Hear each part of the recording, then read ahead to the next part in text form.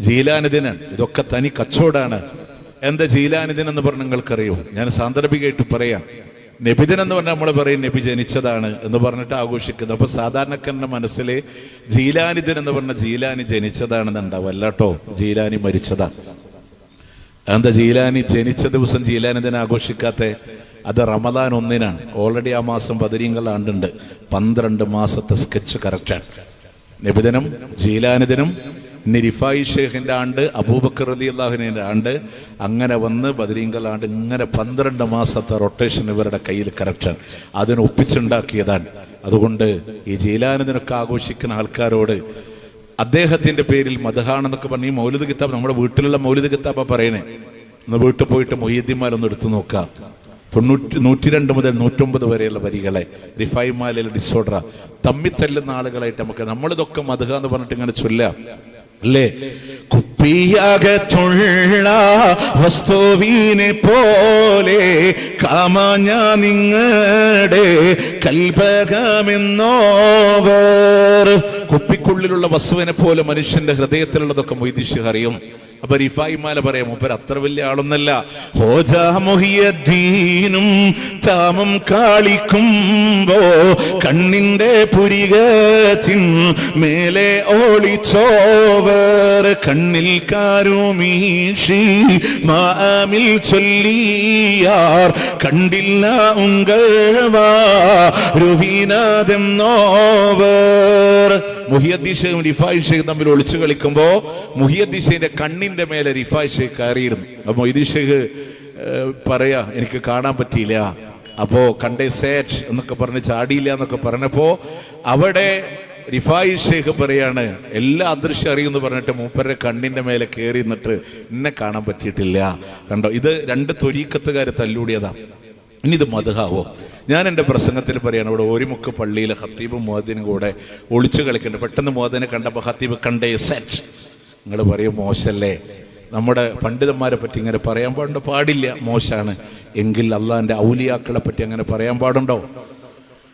മൊയ്തീൻ ഷേഖിന്റെ പിന്നെ ഒരു രാത്രിയിൽ 40 തവണ ജനാബത്ത് കുളിച്ച ആളാണെന്ന് മൈക്കും കെട്ടി ഇങ്ങനെ പാട്ടുപാടി നടക്കാൻ പാടുണ്ടോ?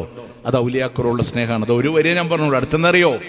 ബാവാമോദോഹിന്നും കുത്തുബായി വന്നോവർ ബാണം മാതളിയിലും കേളി മികച്ചോവർ.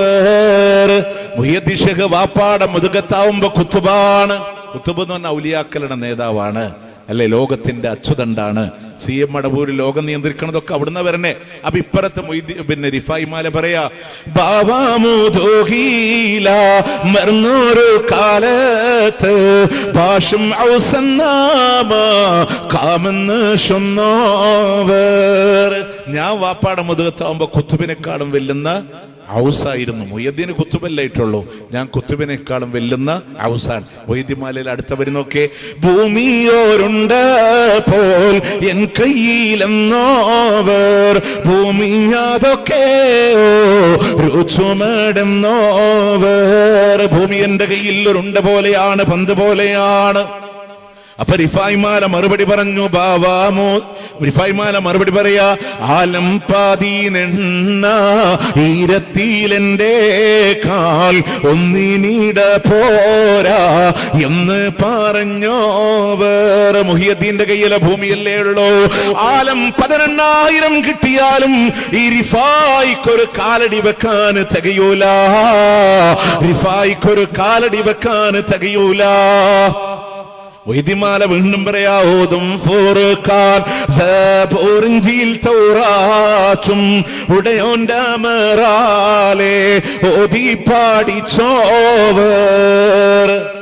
4 കിതാബും മൊയ്തീൻ ഷേഖ് ഓതി പഠിച്ചിട്ടുണ്ട്. അപ്പൊ ഇവിടെ നമ്മൾ വിചാരിക്കും ഇവിടെ റിഫായിമാലക്കാരൻ കുടുങ്ങി. കാരണം എന്താ? 4 കിതാബും കഴിഞ്ഞില്ലേ, ഇനി പറയാൻ പറ്റൂലല്ലോ. അപ്പൊ റിഫായിമാല മറുപടി എന്നറിയോ? ഓതും ഫുർഖാൻ സബൂറിഞ്ചിൽ തൗറാത്തും ഓതാതറിഞ്ഞീ ഞാൻ എന്ന് പറഞ്ഞോവർ. മുഹിയുദ്ദീൻ ഓതിയിട്ടല്ലേ പഠിച്ചേ, റിഫായി ഓതാതെയാണ് പഠിച്ചതെന്നാ.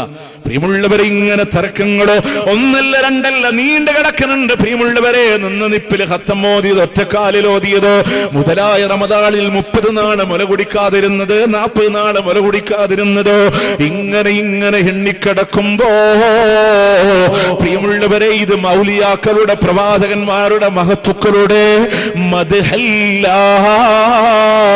അവരെ നിന്ദിക്കുന്നതാണ്. ഇതൊന്നും മദ്ഹല്ല. നിങ്ങൾ ആലോചിച്ച് നോക്കുമ്പോ ബുർദ പാടുന്നുണ്ട്, മദ്ഹാണോ?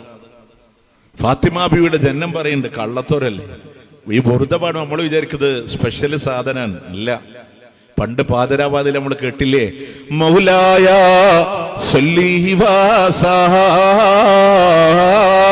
ലിംദായി മന്നഹബദാ. ഇതിന് വല്ല അർത്ഥമുണ്ട്? അർത്ഥമൊന്നുമില്ല. എന്താ? വസല്ലിം ദായിമൻ അബദ, നീ എപ്പോഴും രക്ഷയേകണേ. അങ്ങനെ പറഞ്ഞേ, വസാ ലിംദായി മന്നഹബദാ. ഇപ്പൊ പറയണ ഉസ്താദ്മാര് പറയാം, കേൾക്കാൻ വലിയ സുഖമില്ല, അതുകൊണ്ട് അതിനെ മൈക്കൽ ജാക്സൺ സ്റ്റൈലിൽ കൊണ്ടുവരാൻ. നിങ്ങൾ ഇന്നെ പറയണ്ട കേട്ടോ. നിങ്ങൾ യൂട്യൂബിൽ മൈക്കൽ ജാക്സൺ അടിച്ചാൽ ഒറിജിനൽ മൈക്കൽ ജാക്സന്റെ ഇടയിൽ തലയിട്ടിട്ടൊരു മൊയിലേര് വരും. മൂപ്പരാണ് അത് പറഞ്ഞത്. അപ്പോ അതിൽ അദ്ദേഹം പറയുന്നത് മൈക്കൽ ജാക്സൺ സ്റ്റൈലിൽ കൊണ്ടുവരും. അതായത് ഒരാൾ ഇന്ന് പള്ളി ദർസിലൊക്കെ ചെണ്ട കൊട്ടാൻ പഠിപ്പിക്കണം, ഒരാൾ ഇങ്ങനെ ദഫ് കമ്പത്തിച്ച് ഇങ്ങനെ കുടു വെച്ചിട്ട് ഇങ്ങനെ കൂട്ടും. അപ്പോൾ ഒരാൾ മൈക്കില് അങ്ങനെ സൗണ്ട് ഉണ്ടാക്കിക്കൊണ്ടിരിക്കും. അപ്പോൾ ഒരാൾ അതിന് 7 ട്യൂണിലൊക്കെ ചെല്ലാന്ന്, എന്നിട്ട് അതിൽ പുട്ടിൽ തേങ്ങ എണ്ണ പോലെ ഇടക്കിടക്ക് ഒരു ഉറുദു ഇങ്ങനെ കയറ്റിക്കൊടുത്ത് മൗലായ മൗലായ സല്ലി വസല്ലിം ദായിമൻ അബദാ ബുക്കാവോ അങ്ങനെയൊക്കെ പറഞ്ഞത് സംഭവം തന്നെ. പ്രിയമുള്ളവർ, ഇങ്ങനൊരു മദ്ഹുണ്ടോ? ഇങ്ങനൊരു മദ്ഹുണ്ടോ? അള്ളാഹിനെങ്ങനെ ഇങ്ങനെ ചുമച്ച് വിളിക്കല്? നമ്മളെ സ്വന്തം വാപ്പാനെ നമ്മളിങ്ങനെ വിളിക്കുമ്പോ അങ്ങനെ ഉണ്ടോ? വാപ്പ വഴിയെടുത്താട്ടൂലേ?